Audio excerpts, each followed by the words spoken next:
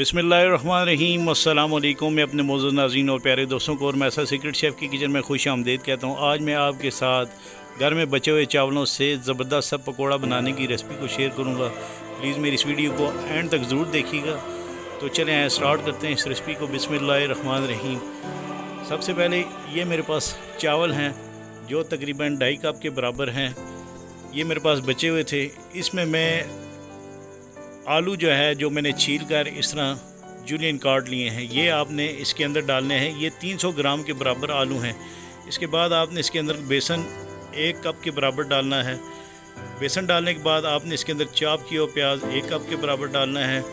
और इसके बाद आपने इसमें बाकी मसालों में नमक सबसे पहले डालना है आधा खाने के चम्मच के बराबर। और इसके बाद आपने इसके अंदर ये काली मिर्चों का पाउडर है, ये 1 चाय के चम्मच के बराबर डालने के बाद आपने एक क्रश किया हुआ ज़ीरा आधा खाने के चम्मच के बराबर इसके अंदर डालकर आपने हरी मिर्चें चाप जो हैं जो 1 खाने के चम्मच के बराबर हैं, ये आपने इसके अंदर डालनी है। इसके बाद आपने इसके अंदर फ्रेश धनिया जो है जो चाप किया है आधा कप के बराबर, ये डालकर आपने इसके अंदर धड़ा मिर्च जो है कुटी लाल मिर्च जिसको कहते हैं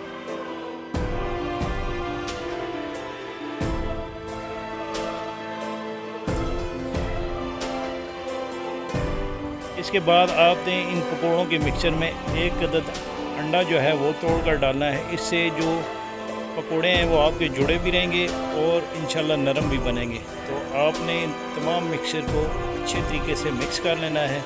मिक्स करने के बाद आपने इसको तकरीबन आधे से पौने घंटे के लिए रख देना है ताकि जो आलू हैं वो अपना पानी भी रिलीज़ कर दें और ये अच्छे से मिक्स हो सकें। इसके बाद में ये मिक्सचर मिक्स हो गया है। इसके बाद मैं इनकी टिक्कियाँ बना लूँगा और आपने इस तरह इनकी गोल गोल टिक्कियाँ बना लेनी है। उसके बाद आपने एक कढ़ाई को चूल्हे पर रखकर इसमें ऑयल डाल लेना है और ऑयल को आपने गरम कर लेना है। आपने ऑयल को ज़्यादा गरम नहीं करना, बिल्कुल मीडियम लो हीट पर ऑयल हो। और आपने इसके अंदर ये पकोड़े जो है ना, पकोड़ा टिक्की जो आपने बना कर रखी थी, ये आपने एक एक करके इसके टिक्की आपने इसके अंदर डाल देनी है।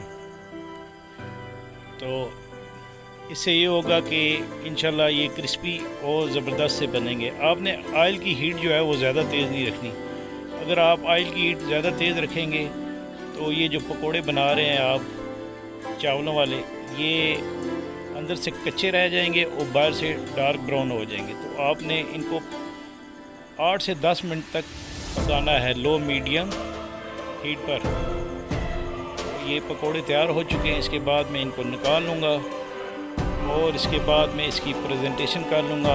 आपने इसको जो है गार्लिक मायोनीज़ के साथ सर्व करना है। तो मुझे उम्मीद है कि आपको मेरी ये रेसिपी पसंद आएगी। इसके साथ ही आपसे इजाज़त चाहता हूँ। अल्लाह।